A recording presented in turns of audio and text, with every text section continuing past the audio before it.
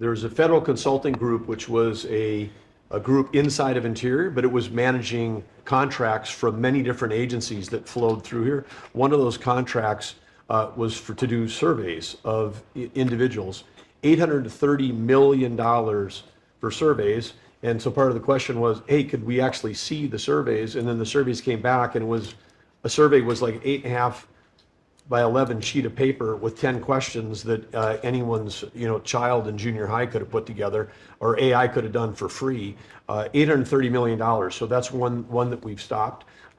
And that contract was going out after you were inaugurated, sir. So Yeah. it was So jumping. it's a pure fraud. Yeah. It's a fraud. But we've had many fraudulent contracts that were caught by the work that Elon and his people are doing, and working with our people.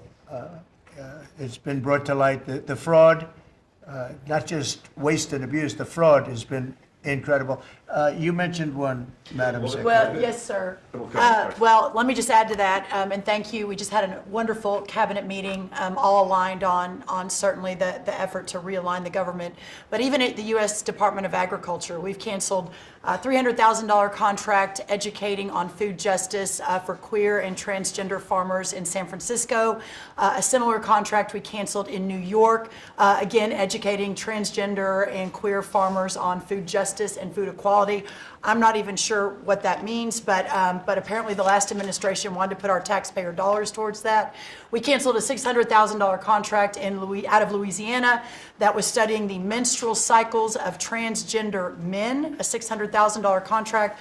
We canceled another contract out of a university in the middle of the country that focused on getting more diversity, equity, and inclusion into our pest management industry. Again, these are nonsensical. It makes zero sense to use taxpayer dollars to fund these.